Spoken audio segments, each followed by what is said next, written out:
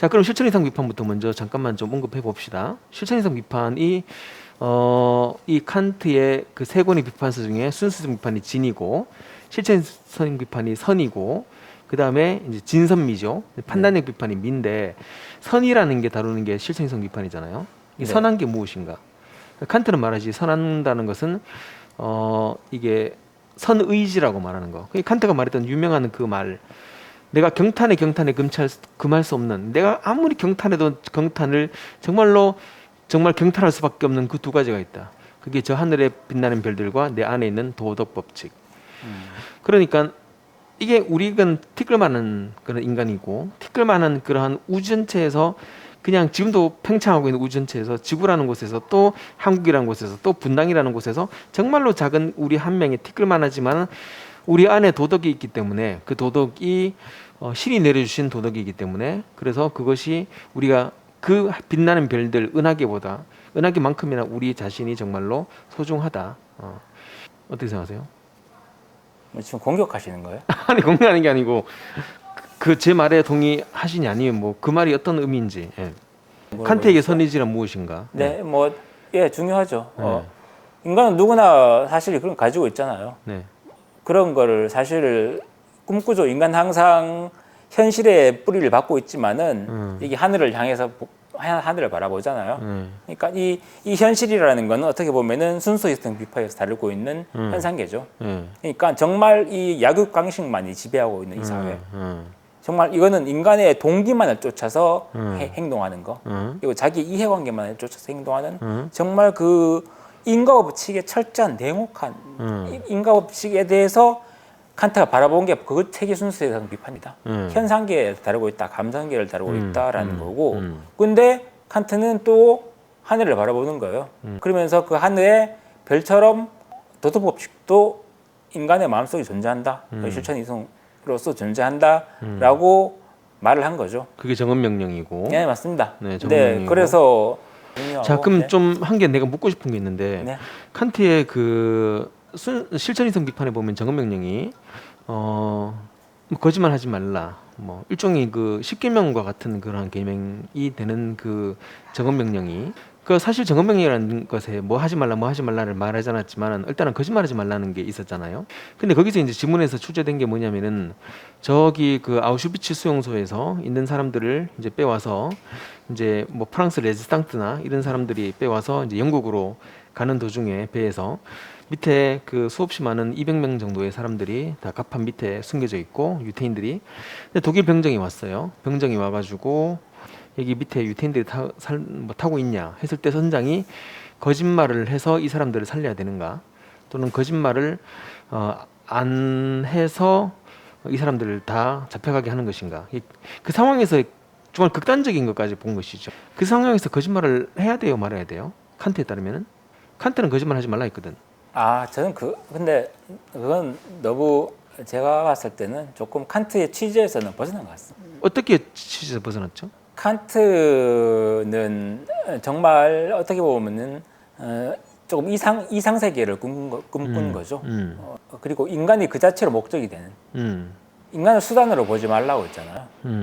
근데 제1정치인가 2정치인가 그렇죠.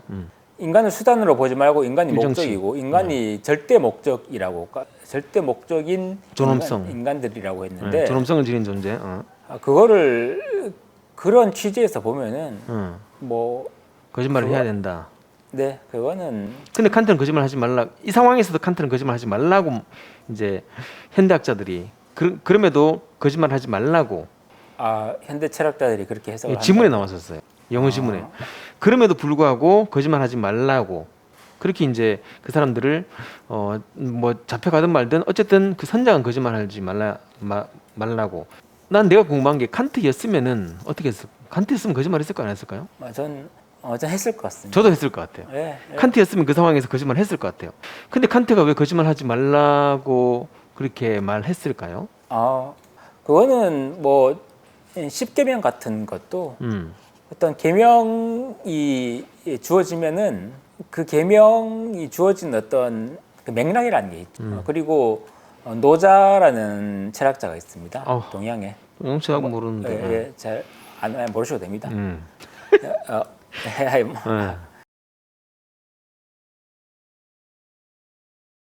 그러니까 정언명령을 칸트도 거짓말을 하지 말라라고 했을 때는 그 본인이 생각했던 그게 있을 거예요. 머릿속에 생각했던 게 있는데 그게 말을 하고 나니까 사람들이 그때부터 의미 부여. 그럼 이런 경우는 어떻게? 그럼 저런 경우는 어떻게? 근데 내가 말하려고 했던 그건 아닌데라고 하는데 저는 그렇게 봅니다. 제가 보기에는 혹시 그 칸트가 어느 나라 사람인 줄 아세요? 독일 사람이죠. 예, 독일 철학자 다 대보세요. 아는 사람. 독일 뭐 많죠 뭐. 헤겔, 그다음에 라이프니츠, 그리고 흔히 말하는 그 독일 관념론의 또 사람들이고 그다음에 뭐 그 뒤로 다 독일 다 사람이죠. 독일. 철학은 다 독일이잖아요. 쇼펜하우어, 쇼펜하우어, 그다음 하이데거. 예, 뭐 철학을 다 독일이잖아요. 히틀러 전에 나왔던 철학자는 그 사람도 히틀러 전에 나왔어요. 이틀 후에 나왔어요. 전이죠. 그러면은 전이죠. 그 칸트 시대와 비슷한지 모르겠지만은 더 유명한 인물이 한 명 있는 거 혹시 성경 종교개혁 반박문 아 루터? 루터 네. 마틴 루터가 마르틴 루터라고 하죠. 네. 마르틴 루터도 독일 사람이잖아요.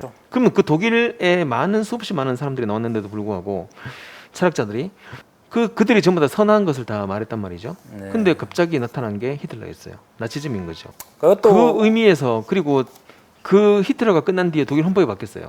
독일 헌법 제 1조 1항이 뭔지 아세요? 모든 나라가 전부 다 뭐 민주공화국이다 이렇게 되고 또 일본은 뭐 천황 뭐 이렇게 되지만 독일 헌법 제 1조 1항이 인간의 존엄성은 침해되지 아니한다. 이 칸트 이야기를 갖고 그러니까 제가 보기에는 그 칸트가 그 상황에서도 그 정언명령인 거짓말하지 말라를 지키라고 했지만 칸트 스스로도 아마 제가 보기에는 지키지 못했을 거예요. 근데 그게 제가 보기에는 칸트가 이미 알고 있었지 않았나.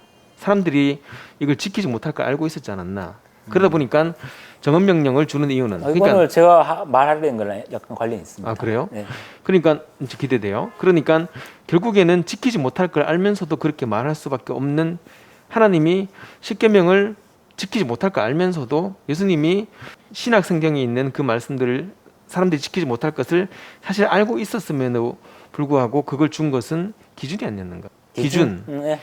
기준이 있지 않으면은 그 기준에서 어느 정도 벗어나고 이런 게 있잖아요. 그 기준이 없으면은 포스트 휴머니즘 시대에 기준이 이제 거의 없어지게 되는 상황인데 기준이 없으면은 이제 뭐가 옳고 그른지를 모르는 거잖아요. 그나마 기준에 맞춰서 살려고 하는 거고 이슬람은 코란에 맞춰서 살려고 하는 거고 그리고 이제 우리는 또 성경에 맞춰서 살려고 하는 거고 그렇게 기준을 주었지 않나 하는 생각이 좀 들어요. 동기의 순수성의 선의지 그게 거짓말하지 말라는 그 표현 그게 그 느낌이 아니었는가. 그리고 그 순수성에 대한 것은 정언명령이기 때문에 가언명령이 뭐죠? 가언명령은 상황에 따라서 바뀔 수 있는 명령이죠. 정언명령은? 정언명령은 상황과 관련 없죠. 그렇죠. if절이 있는 것은? if절이 있으면은 가언명령이죠. 그렇죠. 정언은 if절이 없죠. 조건이 무조건적인. 네, 맞습니다. 그러니까 무조건적으로 그렇게 이 기준을 만들어 줘야지 사람들이 그렇게 가지 않냐 하는 그러한 생각으로 저는 생각했는데 그 말에는 동의하시는 건가요? 네, 맞습니다. 실천성 비판은 그걸로 사실 정리가 된 거예요. 사실 우리가 그 이상의 그 얘기를 나눠봤자 사실 실천성 비판은 그 도덕이라는 거, 도덕이라는 걸 처음 말했는데 저는 이제 그 신의 요청이라는 얘기 하고 싶어서 좀 연결되는 것 같아서 좋아요. 그러면 어쨌든 뭐 답은 칸트가 말 안 하고 죽었으니까 뭐 모르겠지만 어쨌든 저는 그 정도로 보는 거고 자 제1정칙, 제2정칙, 제3정칙 있죠. 칸트의 정언명령에는 제1정칙 뭐 타인을 수단으로 사용하지 말고 목적으로 대하라. 제3정칙이 그 입법자에 대한 이야기인데 그 입법자가 내가 되는 것인가 신이 되는 것인가 이게 이제 되는 거예요. 나의 입법자가 되었을 때는 이제 히틀러가 되는 거고 그건 제가 이따가 좀 말씀드릴게요. 예, 신의 입법자가 되면은 그래서 그 정도 하고 실천성 비판은 이제 넘어가면 될 것 같아요. 그러니까 나의 입법자가 되었을 때 그게 가장 이제 그 문제가 되었었던 게 아이히만 예루살렘의 아이히만 한나 아렌트의 아이히만이라는 그것에서 가장 나타나는 거고 이게 동기의 순수성이 중요하다는 그 말이겠죠. 결과보다는 동기의 순수성.